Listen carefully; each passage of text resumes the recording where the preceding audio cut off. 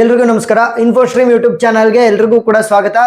ಈ ವಿಡಿಯೋದಲ್ಲಿ ನಾವು ಇನ್ನೊಂದು ಪ್ರಾಬ್ಲಮ್ ಅನ್ನ ಡಿಸ್ಕಸ್ ಮಾಡ್ತಾ ಹೋಗೋಣ ಎಸಿ ಸರ್ಕ್ಯೂಟ್ಸ್ ಮೇಲೆ. ಸೊ ಕ್ವಶನ್ ಏನ್ ಕೇಳ್ತಾ ಇರೋದು, A current off 5 ampere flows through A series resistance and the inductance circuit when a 250 volts 50 hertz supply is connected.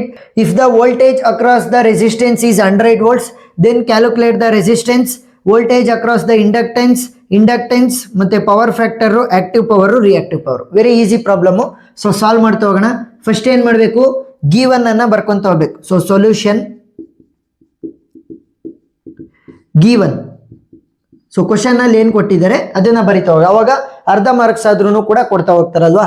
So question ಅಲ್ಲಿ ಏನ್ ಕೊಟ್ಟಿದ್ದಾರೆ, 5 ಆಂಪಿಯರ್ ಕರೆಂಟ್ ಅಂತ ಕೊಟ್ಟಿದ್ದಾರೆ.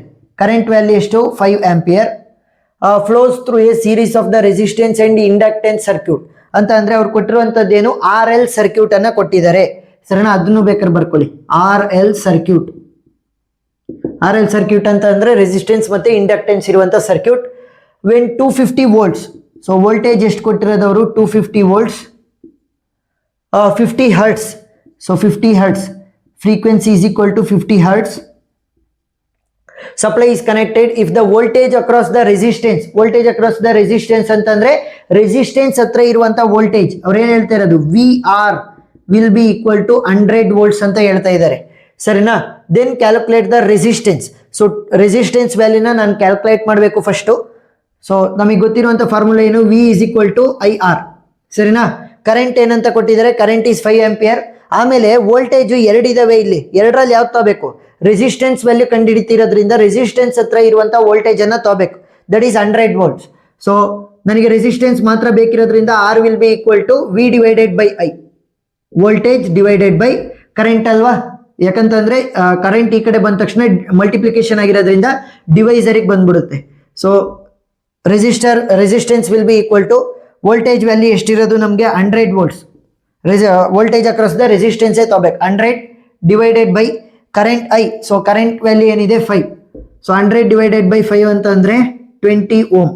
ಸೊ ನನಗೆ ರೆಸಿಸ್ಟೆನ್ಸ್ ವ್ಯಾಲ್ಯೂ ಸಿಕ್ತು, that is 20 ohm. Next voltage across the inductance ಅನ್ನ calculate ಮಾಡ್ತಾ ಹೋಗ್ಬೇಕು. ಅಂತಂದ್ರೆ VL ಅನ್ನ ಕ್ಯಾಲ್ಕುಲೇಟ್ ಮಾಡಬೇಕಾಗುತ್ತೆ, voltage across the inductance VL. So VL ಬೇಕು ಅಂತಂದ್ರೆ ನನಗೆ ಫಸ್ಟ್ XL ವ್ಯಾಲ್ಯೂ ಬೇಕಾಗುತ್ತೆ. ಯಾಕೆ ಗೊತ್ತಾ, VL value will be equal to V is equal to IR ತರ VL value will be equal to I into XL.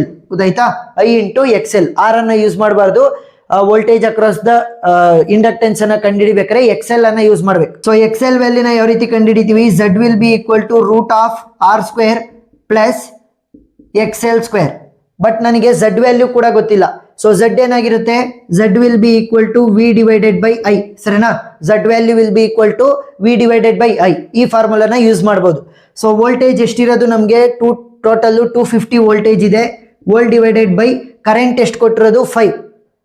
So value ಏನಾಗುತ್ತೆ, 5 5 25 ಅಂತಂದ್ರೆ 50 ohm. Z ಅನ್ನು ಕೂಡ ನಾವು ಓಮ್ ಇಂದನೇ ರೆಪ್ರೆಸೆಂಟ್ ಮಾಡೋದು, 50 ಓಮ್. ಸೊ ಈಗ Z ವ್ಯಾಲ್ಯೂ ಗೊತ್ತಿದೆ, R ವ್ಯಾಲ್ಯೂ, ರೆಸಿಸ್ಟೆನ್ಸ್ ವ್ಯಾಲ್ಯೂ ಗೊತ್ತಿದೆ. ರೆಸಿಸ್ಟೆನ್ಸ್ ವ್ಯಾಲ್ಯೂ ಎಷ್ಟಿರೋದು ನಮಗೆ ಇಲ್ಲಿ ಕಂಡುಹಿಡ್ಕೊಂಡ್ವಲ್ವಾ, 20 ಓಮ್ ಅಂತ. ಸೊ XL ವ್ಯಾಲ್ಯೂ ಈಸಿಯಾಗಿ ಕಂಡುಹಿಡಿಬಹುದು. So Z will be equal to root of R square plus XL square. ಈಗ ಈ ರೂಟ್ ಅನ್ನ ಈ ಕಡೆ ಕಳಿಸಿದ್ರೆ ಏನಾಗುತ್ತೆ, Z square will be equal to R square plus XL square ಆಗುತ್ತಾ. ಈಗ ನನಗೆ XL ಮಾತ್ರ ಬೇಕು, ಸೊ R ಸ್ಕ್ವೇರ್ ಅನ್ನ ಈ ಕಡೆ ಕಳಿಸ್ತೀನಿ, Z square minus R square plus R square ಈ ಕಡೆ ಬಂದ್ರೆ minus R square, which will be equal to XL square. ಆಯ್ತಾ. ಸೊ ನನಗೆ XL ಮಾತ್ರ ಬೇಕಿರೋದ್ರಿಂದ ಸ್ಕ್ವೇರ್ ಅನ್ನ ಈ ಕಡೆ ಕಳಿಸ್ತೀನಿ. ಸೊ ಏನಾಗುತ್ತೆ, root of Z square minus R square will be equal to XL. So XL value will be equal to root of Z value ಏನಿರೋದು ನನಗೆ 50 ಅಂತ ಅಂದ್ರೆ 50 ಸ್ಕ್ವೇರ್ ಮೈನಸ್ R ಅಂತ ಅಂದ್ರೆ ವ್ಯಾಲ್ಯೂ ಎಷ್ಟಿರೋದು ನನಗೆ, resistance 20. So 20 whole square. So calculator ಅಲ್ಲಿ ಹಾಕಿ 50 square minus 20 square ಏನಾಗುತ್ತೆ, 50 whole power 2 minus 20 whole power 2, that is 50 square minus 20 square. Value ಎಷ್ಟು, 2100. ಸೊ ರೂಟ್ ಆಫ್ 2100 ಅನ್ನ ಹಾಕೋಣ, ರೂಟ್ ಆಫ್ 2100 ವ್ಯಾಲ್ಯೂ ಎಷ್ಟು ಬಂತು, 45.82. ಸೊ ವ್ಯಾಲ್ಯೂ ಎಷ್ಟು, 45.82 ಓಮ್. XL ವ್ಯಾಲ್ಯೂ ಸಿಕ್ತು ನನಗೆ 45.82 ಓಮ್. ಸೊ ಈಗ VL ವ್ಯಾಲ್ಯೂನ ಕ್ಯಾಲ್ಕುಲೇಟ್ ಮಾಡ್ಬೋದಾ, ಎಸ್. ಸೊ ಇಲ್ಲಿ ಕಂಟಿನ್ಯೂ ಮಾಡ್ತಾ ಹೋಗ್ತೀನಿ. VL will be equal to I into XL. So VL value will be, current ಎಷ್ಟಿರೋದು ಅವ್ರು ಕೊಟ್ಟಿರುವಂತದ್ದು 5. ಸೊ 5 ಇಂಟು XL ವ್ಯಾಲ್ಯೂ ಎಷ್ಟು ಬಂದಿದೆ ನಮಗೆ, 45.82. ಸೊ ಕ್ಯಾಲ್ಕುಲೇಟ್ ಮಾಡ್ತಾ ಹೋಗಿ. 45.82 ಇಂಟು 5. ಸೊ ವ್ಯಾಲ್ಯೂ ಎಷ್ಟು ಬಂತು ನಮಗೆ? V L is equal to 229.1 volts. So voltage across the inductance ನಮಗೆ ಸಿಗ್ತಾ ಹೊತ್ತು 229.1 volts. ಸೊ ನೆಕ್ಸ್ಟ್ ಏನು ಕಂಡುಹಿಡಿಬೇಕು? ಇಂಡಕ್ಟೆನ್ಸ್ ಅನ್ನ ಕ್ಯಾಲ್ಕುಲೇಟ್ ಮಾಡಬೇಕು.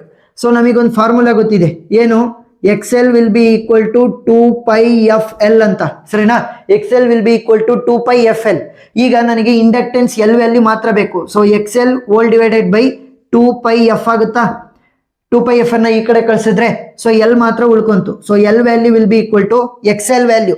ಸೊ XL ವ್ಯಾಲ್ಯೂ ಏನ್ ಬಂದಿದೆ ನಮಗೆ? 45.82 whole divided by 2 into pi ಜಾಗಕ್ಕೆ 3.14 ಅಥವಾ 22/7 ಅನ್ನ ಹಾಕಬಾರ್ದು, ಸರಿನಾ? ಪೈ ಅಂತಾನೆ ಇರಲಿ. ನಾನು ಕ್ಯಾಲ್ಕುಲೇಟರ್ ಯಾವ ರೀತಿ ಸಾಲ್ವ್ ಮಾಡೋದು ಹೇಳ್ತೀನಿ. ಫ್ರೀಕ್ವೆನ್ಸಿ ವ್ಯಾಲ್ಯೂ ಎಷ್ಟು ಕೊಟ್ಟಿದ್ದಾರೆ ಅವರು? 50 ಹರ್ಟ್ಸ್ ಅಂತ ಕೊಟ್ಟಿದ್ದಾರೆ. So into 50. ಫಸ್ಟ್ ಡಿನಾಮಿನೇಟರ್ ಅನ್ನ ಕ್ಯಾಲ್ಕುಲೇಟ್ ಮಾಡ್ಕೊಂತ ಹೋಗೋಣ. ನ್ಯೂಮರೇಟರ್ ಹಂಗೆ ಇರಲಿ 45.82. ಸೊ ಡಿನಾಮಿನೇಟರ್ ಅಲ್ಲಿ 2 ಇಂಟು ಪೈ ಯಾವ ರೀತಿ ಬರ್ಸೋದು? ಶಿಫ್ಟ್ ಅನ್ನ ಒತ್ಬಿಟ್ಟು EXP ಅಂತ ಇರುತ್ತೆ ಇಲ್ಲಿ ಕೆಳಗಡೆ, ಅಲ್ಲಿ ಮೇಲೆ ಸಣ್ಣದಾಗೆ ಪೈ ಅಂತ ಕೂಡ ಕಾಣ್ತಾ ಇರುತ್ತೆ, ಅದನ್ನ ಪ್ರೆಸ್ ಮಾಡಿ. ಸೊ ಹೆಂಗೆ 2 ಇಂಟು ಪೈ ಬೇಕು ಅಂತಂದ್ರೆ ಶಿಫ್ಟ್, ಮತ್ತೆ ಇಲ್ಲಿ EXP ನ ಬಟನ್ ಇರುತ್ತೆ, ಅದನ್ನ ಒತ್ತಿದ್ರೆ ಪೈ ಬರುತ್ತೆ, ಇಂಟು 50. ವ್ಯಾಲ್ಯೂ ಎಷ್ಟು ಬಂತು ನಮಗೆ? 314.15. So inductance L value will be equal to 45.82 whole divided by 314.15. So value ಎಷ್ಟು ಬರುತ್ತೆ ನಮಗೆ? 0.145 ಸಾಕು. 0.145 ಹೆನ್ರಿ. ಹೆಚ್ಚಿಂದ ನಾವು ರೆಪ್ರೆಸೆಂಟ್ ಮಾಡಬೇಕು. ಹೆನ್ರಿ ಪ್ರತಿಯೊಂದಕ್ಕೂ ಕೂಡ SI ಯೂನಿಟ್ ಬರೆಯೋದನ್ನ ಮರಿಬೇಡ್ರಿ. ಹೆನ್ರಿ Z ವ್ಯಾಲ್ಯೂ ಆದ್ರೆ ಓಮ್, XL ವ್ಯಾಲ್ಯೂ ಆದ್ರೆ ಓಮ್, ರೆಸಿಸ್ಟೆನ್ಸ್ ಆದ್ರೆ ಓಮ್, ಮತ್ತೆ ವೋಲ್ಟೇಜ್ ಏನಾದ್ರೂ ಇದ್ರೆ ವಿ. ಸೊ ಇದನ್ನ ಯೂಸ್ ಮಾಡೋದನ್ನ ಮರಿಬೇಡ್ರಿ. ಇಂಡಕ್ಟೆನ್ಸ್ ವ್ಯಾಲ್ಯೂನು ಕೂಡ ಕ್ಯಾಲ್ಕುಲೇಟ್ ಮಾಡಿದ್ವಿ ಅಲ್ವಾ? ನೆಕ್ಸ್ಟ್ ಪವರ್ ಫ್ಯಾಕ್ಟರ್ ಅನ್ನ ಕ್ಯಾಲ್ಕುಲೇಟ್ ಮಾಡಬೇಕು. So power factor so power factor will be equal to cos 5, ಸರಿನಾ? Power factor will be equal to cos 5. So cos 5 ವ್ಯಾಲ್ಯೂನ ನಾವು ಇನ್ನೂ ಈಸಿಯಾಗಿ ಕ್ಯಾಲ್ಕುಲೇಟ್ ಮಾಡ್ಬೋದು. ಯಾವ ರೀತಿ? R ಡಿವೈಡೆಡ್ ಬೈ Z, ಸರಿನಾ? ಪವರ್ ಫ್ಯಾಕ್ಟರ್ ಅಂತ ಅಂದ್ರೆ cos 5 will be equal to R divided by Z. So resistance value ಎಷ್ಟಿರೋದು ನಮಗೆ? Resistance value is 20 hole divided by Z value ಏನ್ ಬಂದಿತ್ತು ನಮಗೆ? ಇಲ್ಲೇ ಕ್ಯಾಲ್ಕುಲೇಟ್ ಮಾಡಿದ್ವಲ್ಲ, ಎಲ್ಲೋಯ್ತು? ಇಲ್ಲಿ. So Z value is 50. So 20 hole divided by 50. 20 hole divided by 50 value is 0.4. So 0.4 ಇಲ್ಲಿ ಏನಂತ ಬರಿಬೇಕು ಅಂತಂದ್ರೆ 0.4 ಅಷ್ಟೇ ಸಾಕು ಬರಿಬೇಕಾಗಿರುವಂತದ್ದು. ಇಲ್ಲಿ ಲ್ಯಾಗಿಂಗ್ ಅಥವಾ ಲೀಡಿಂಗ್ ಅಂತ ಬರಿಬೇಕು. ಇದು ಯಾವ ಸರ್ಕ್ಯೂಟು? ರೆಸಿಸ್ಟೆನ್ಸ್ ಮತ್ತೆ ಇಂಡಕ್ಟೆನ್ಸ್ ಇರುವಂತದ್ದು RL ಸರ್ಕ್ಯೂಟ್ ಅಂತಂದ್ರೆ current will lag the voltage. ಏನು? Current lags the voltage. So ಇಲ್ಲಿ ಲ್ಯಾಗಿಂಗ್ ಅಂತ ಬರಿಬೇಕು, ಸರಿನಾ? ಲ್ಯಾಗಿಂಗ್ ಏನಾಗುತ್ತೆ ಅಂತಂದ್ರೆ ಇಲ್ಲಿ ಇಂಡಕ್ಟೆನ್ಸ್ ಇರುವಂತ ಸರ್ಕ್ಯೂಟ್ ಅಲ್ಲಿ ಅಂದ್ರೆ RL ಸರ್ಕ್ಯೂಟ್ ಅಲ್ಲಿ ಕರೆಂಟ್ ಲ್ಯಾಗ್ಸ್ ದ ವೋಲ್ಟೇಜ್. ಅದೇ ಕೆಪಾಸಿಟರ್ ಅಂತ ಬಂದಾಗ ಕರೆಂಟ್ ಲೀಡ್ಸ್ ದ ವೋಲ್ಟೇಜ್, ಸರಿನಾ? ಇಂಡಕ್ಟೆನ್ಸ್ ಅಲ್ಲಿ ಕರೆಂಟ್ ಲ್ಯಾಗ್ಸ್ ದ ವೋಲ್ಟೇಜ್, ಅದಕ್ಕೋಸ್ಕರ ಲ್ಯಾಗಿಂಗ್ ಅಂತ ಬರಿಬೇಕು. ಕೆಪಾಸಿಟೆನ್ಸ್ ಸರ್ಕ್ಯೂಟ್ ಇದ್ರೆ RC ಸರ್ಕ್ಯೂಟ್ ಇದ್ರೆ current leads the voltage. So ಅದಕ್ಕೋಸ್ಕರ ಏನ್ ಬರಿಬೇಕು? ಲೀಡಿಂಗ್ ಅಂತ ಬರಿಬೇಕಾಗುತ್ತೆ. ಸೊ ಇವಾಗ ಪವರ್ ಫ್ಯಾಕ್ಟರ್ ಅನ್ನು ಕೂಡ ನಾವು ಕ್ಯಾಲ್ಕುಲೇಟ್ ಮಾಡಿದ್ವಿ. ನೆಕ್ಸ್ಟ್ ಆಕ್ಟಿವ್ ಪವರ್ ಮತ್ತೆ ರಿಯಾಕ್ಟಿವ್ ಪವರ್ ಅನ್ನ ಕ್ಯಾಲ್ಕುಲೇಟ್ ಮಾಡಬೇಕು. ಸೊ ಈ ಗಿವನ್ ಅನ್ನ ಅಳಿಸ್ತೀನಿ, ಸರಿನಾ? ಗಿವನ್ ಅನ್ನ ಅಳಿಸಿರ್ತೀನಿ, ಜಾಗ ಇಲ್ಲ, ಅದಕ್ಕೋಸ್ಕರ ಸ್ಕ್ರೀನ್ ಶಾಟ್ ತಕೊಂಡಾಗ ಫುಲ್ ಆನ್ಸರ್ ಬರ್ಬೇಕು. ಅದಕ್ಕೆ ಮೊದಲಿಗೆ ಆಕ್ಟಿವ್ ಪವರ್ ಅನ್ನ ಕ್ಯಾಲ್ಕುಲೇಟ್ ಮಾಡ್ತಾ ಹೋಗೋಣ. 5ನೇ question active power. So active power formula ಏನು? VI cos 5. ಸೊ ಇವಾಗ ವಿ ಅಂತ ಅಂದ್ರೆ ಏನು? ಟೋಟಲ್ ವೋಲ್ಟೇಜ್ ಅನ್ನ ತಗೋಬೇಕು. ಸೊ ಟೋಟಲ್ ವೋಲ್ಟೇಜ್ ಎಷ್ಟು ಕೊಟ್ಟಿದ್ದವರು? 250 volts ಇಂಟು ಕರೆಂಟ್ ಎಷ್ಟು ಅಂತ ಕೊಟ್ಟಿದ್ರು? Current 5 ampere into cos 5. So cos 5 ಇಲ್ಲಿ ಆಲ್ರೆಡಿ ಕ್ಯಾಲ್ಕುಲೇಟ್ ಮಾಡಿದ್ವಿ 0.4. ಸೊ ಅಷ್ಟನ್ನು ಕೂಡ ಕ್ಯಾಲ್ಕುಲೇಟರ್ ಅಲ್ಲಿ ಹಾಕಿ ವ್ಯಾಲ್ಯೂ ಸಿಗುತ್ತೆ. 250 into 5 into 0.4.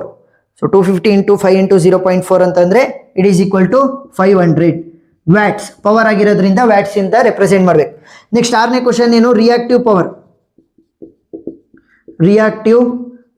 So reactive power VI sin 5, ಸರಿನಾ? VI sin 5. ಈಗ ನಮಗೆ 5 ವ್ಯಾಲ್ಯೂ ಗೊತ್ತಿಲ್ಲ. ಸೊ 5 ವ್ಯಾಲ್ಯೂ ಬೇಕು ಅಂತಂದ್ರೆ ಇನ್ನೊಂದು ಫಾರ್ಮುಲಾ ಯೂಸ್ ಮಾಡ್ಬೇಕಾಗುತ್ತೆ. tan ಇನ್ವರ್ಸ್ ಆಫ್ ಇದು ಇಂಡಕ್ಟೆನ್ಸ್ ಆಗಿರೋದ್ರಿಂದ XL ಡಿವೈಡೆಡ್ ಬೈ R. ಈ ಫಾರ್ಮುಲಾನ ಯೂಸ್ ಮಾಡಿ.